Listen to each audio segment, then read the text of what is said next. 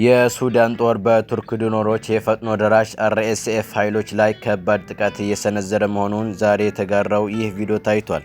አማራ ፋኖ በወሎ ቤተ አማራ ምዕራፍ ወሎ ኮር መብረቅ ክፍለ ጦር ለወራቶች ሲያሰለጥናቸው የነበሩ በርካታ ኮማንዶዎች በድምቀት አስመረቀ። ሰላም ውድና የተከበራችሁ ተመልካቾቻችን፣ ቻናላችን አዲስ ስለሆነ ሰብስክራይብ እያደረጋችሁ መረጃውን እስከ መጨረሻው ተከታተሉ።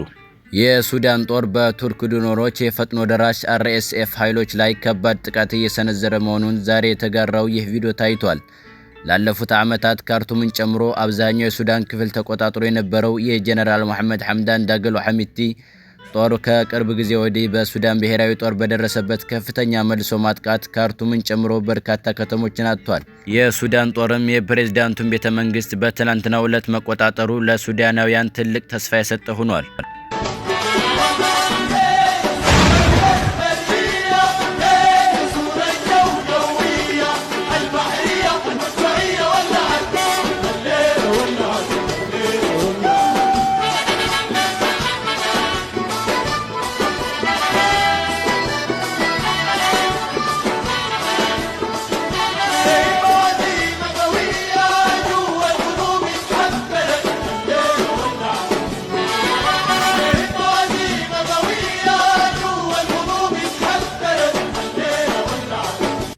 አማራ ፋኖ በወሎ ቤተ አማራ ምዕራብ ወሎ ኮር መብረቅ ክፍለ ጦር ለወራት ሲያሰለጥናቸው የነበሩ በርካታ ኮማንዶዎች በድምቀት አስመረቀ።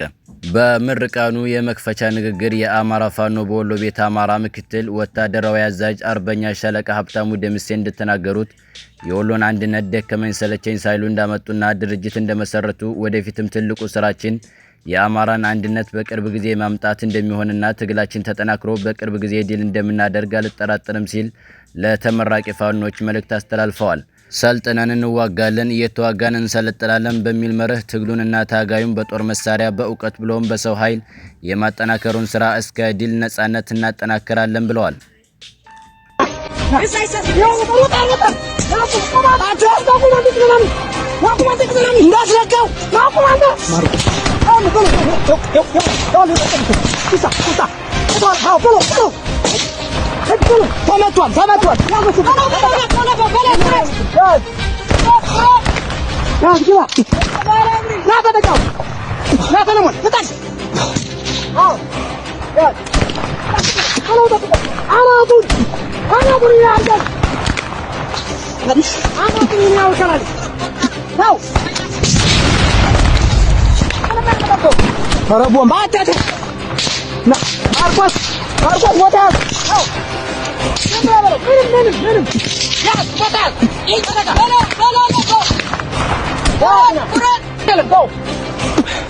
يا فسانتي